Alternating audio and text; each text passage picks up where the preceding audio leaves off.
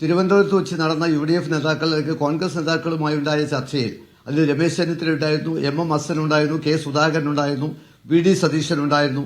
ആ നേതാക്കളുടെ മുമ്പിൽ വെച്ച ചർച്ച, ആ ചർച്ചയ്ക്കൊടുവിൽ അവർ ഉണ്ടായ തീരുമാനം ഒരാഴ്ചക്കുള്ളിൽ അദ്ദേഹത്തിന്റെ UDF പ്രവേശനം നൽകും, അദ്ദേഹത്തിന്റെ പാർട്ടിക്ക് TMCയെ UDFന്റെ ഭാഗമാക്കി മാറ്റുമെന്ന വാക്ക് നൽകിയിരുന്നു. ആ വാക്ക് കേട്ടുകൊണ്ടാണ് അദ്ദേഹം തിരുവനന്തപുരത്ത് നിന്ന് മടങ്ങിയത്. അത് പ്രഖ്യാപിക്കാൻ ചുമതലപ്പെടുത്തിയത് UDFന്റെ കൺവീനർ ചെയർമാനായ VD സതീശനെയാണ്, പ്രതിപക്ഷ നേതാവിനെയാണ്. 7 ദിവസത്തിനകം അത് പ്രഖ്യാപിക്കുമെന്ന് അദ്ദേഹം പറഞ്ഞു. പക്ഷേ അതുണ്ടായില്ല എന്ന് മാത്രമല്ല, അത് അനന്തമായി നീണ്ടുപോവുകയാണ് ഉണ്ടായത്. നീണ്ടുപോയപ്പോഴാണ് നമുക്ക് അത്തരത്തിലുള്ള ചിന്തയിലേക്ക്, ചർച്ചയിലേക്ക് നമുക്ക് പോവേണ്ടി വന്നത്. സംസ്ഥാന സമിതി ചേർന്നു, ജില്ലാ കമ്മിറ്റി ചേർന്നു, 140 നിയോജക മണ്ഡലങ്ങളിലും കമ്മിറ്റികളുള്ള 3-4 മാസത്തെ പ്രായമേ ഈ പാർട്ടിക്കുള്ളുവെങ്കിലും 140 നിയോജക മണ്ഡലങ്ങളിലും കമ്മിറ്റികളുള്ള ഒരു പ്രസ്ഥാനമാണ് TMC. ആ ഓരോ കമ്മിറ്റിയും, സംസ്ഥാന കമ്മിറ്റിയും ജില്ലാ കമ്മിറ്റിയും മലപ്പുറം ജില്ലാ കമ്മിറ്റിയും ഒക്കെ അദ്ദേഹത്തിന്റെ മേൽ സമ്മർദ്ദം ചെലുത്തിക്കൊണ്ടിരിക്കുന്നു മത്സരിക്കണമെന്ന്. സത്യത്തിൽ അദ്ദേഹം മത്സരിക്കാൻ ആഗ്രഹിച്ചിരുന്നില്ല. അദ്ദേഹത്തിന്റെ ലക്ഷ്യം 2026 UDFന് ഒരു സ്പേസ് ഒരുക്കുക എന്നതായിരുന്നു. അദ്ദേഹം നേരത്തെ തന്നെ മുന്നോട്ട് വെച്ചൊരു വാദമുണ്ട്, പിണറായിസമാണ് തകരേണ്ടത്, കമ്മ്യൂണിസമല്ല തകരേണ്ടത്, മറിച്ച് പിണറായിസമാണ് എന്ന്. കുടുംബാധിപത്യമാണ് ഇവിടെ തകർക്കപ്പെടേണ്ടത് എന്ന് അദ്ദേഹം പറഞ്ഞിരുന്നു. അതിനുള്ള ഒരു അവസരം ഒരുക്കുകയായിരുന്നു. UDFന് നല്ലൊരു എൻട്രി ആയിരുന്നു അദ്ദേഹം ഉദ്ദേശിച്ചിരുന്നത്. അത് അദ്ദേഹത്തിന് ഉണ്ടാക്കി കൊടുക്കാൻ സാധിക്കുമെന്ന് കഴിഞ്ഞകാല അനുഭവങ്ങൾ നമ്മെ ബോധ്യപ്പെടുത്തുന്നുണ്ട്.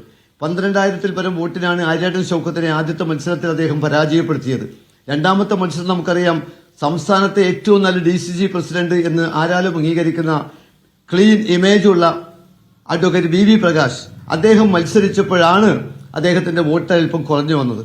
എങ്കിലും അദ്ദേഹത്തിന്റെ മലപ്പുറം ജില്ലയിൽ, പ്രത്യേകിച്ച് നിലമ്പൂർ നിയോജക മണ്ഡലത്തിൽ അദ്ദേഹത്തിന്റെ പിന്തുണ അവിടുത്തെ ആളുകൾക്ക് അറിയാം.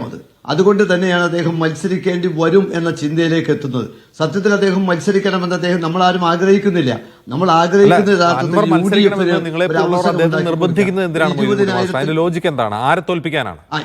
ഇപ്പൊ നിർബന്ധിക്കുന്നത് ആരെ തോൽപ്പിക്കുക. ഇപ്പൊ ഞങ്ങളുടെ ലക്ഷ്യം ഒരു പാഠം, അൻവർ എന്താണെന്ന് ബോധ്യപ്പെടുത്തി കൊടുക്കലാണ്. അത് ബോധ്യപ്പെടും. അൻവർ ആരാണെന്നും അൻവർ എന്താണെന്നും TMCയുടെ അദ്ദേഹം നേരത്തെ പറഞ്ഞ UDFനെ പരാജയപ്പെടുത്തണമെന്ന് നമ്മൾ ആഗ്രഹിച്ചിരുന്നില്ല. പക്ഷേ അവിടേക്ക് നമ്മുടെ ചിന്തകൾ എത്തുന്നു എന്നാണ് ഇപ്പോഴത്തെ പോക്ക് കണ്ടാൽ തോന്നുക.